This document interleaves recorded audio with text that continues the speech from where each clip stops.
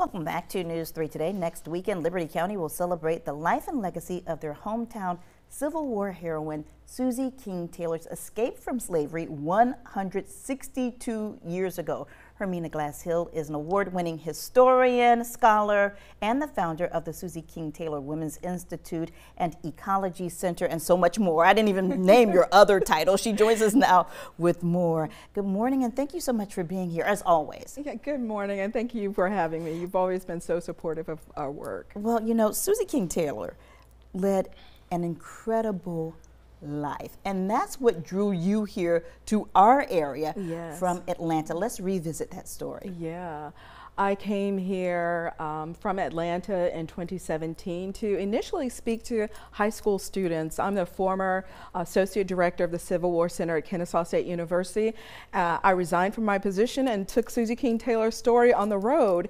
And it occurred to me, I'm in Georgia. She's from Georgia. Yeah. Let me go to her hometown.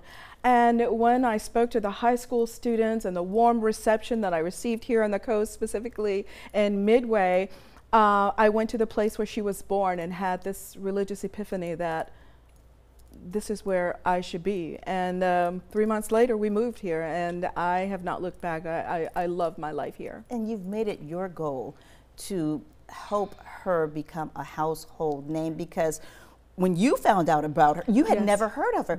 Even people in this area had never learned about the work that she did. Absolutely. Susie King Taylor, I've said before, is a contemporary of Harriet Tubman, Clara Barton, the founder of the American Red Cross, yet no one seemed at that time to know very much about her. So much of my life resonates from reading her story, and I knew that it was my life's mission to make her a household name, and because she was speaking to me from the pages of her book. She says, you know, there are many colored women that people do not know about, and it was as if, when I read it, it was as if she was saying, tell them about me. Yeah, tell them my story. That's right. That's and since that time, a lot has happened. You started the museum in Midway. Of course, earlier this year, the unveiling of the square here in Savannah. And the last time that I visited, you had an article that you found, and now you've uncovered even more information. Absolutely. We found a 1904 newspaper in which Susie King Taylor is touted among 4 women in Boston as Boston's only colored author. To know that she came from this place, from Midway and Savannah, she was influenced by all of the happenings here, learned to read and write here, and here she was in 1904 being celebrated as a wonderful African-American author who was writing about her experiences here on the coast and her experiences during the Civil War. And a part of that experience is escaping from slavery at the age of 13. 13 years old. 13 years old. She was initially at the beginning of the year here in Savannah. She writes in Reminiscences of My Life in Camp that when the siege at Fort Pulaski began to take place, her grandmother sent her to the country. As you know, Midway is not the big city, but it is the country that she was referring to.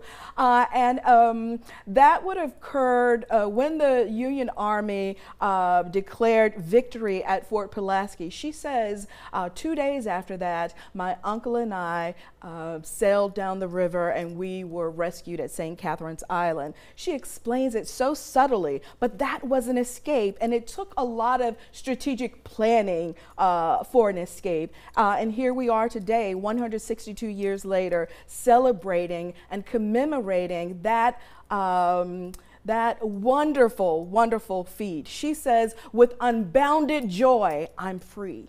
Now, we're running out of time, but what do you have there? I have here a handwritten letter by Susie King Taylor. I have research colleagues at Harvard who have helped to discover this. It's Susie King Taylor's signature. It's a 1904 letter asking one of her former commanding officers during the Civil War to read over her book to verify that it was mostly true. And we're excited to have this new acquisition at the Susie King Taylor Museum. Okay, let's tell folks about the celebration, because that takes place next Saturday, April 13th. Yes, it takes place next Saturday, April 13th from 3 o'clock to 4:30 at 2059 Isle of Wight Road, and that's the island where Susie King Taylor was born. It still exists, so we're excited about that. All right, Hermina Glasshill, thank you so much for joining us today. Thank you and for having us. continue the good work. Thank you so much. Stay with us. We'll be right back with a final check of your forecast.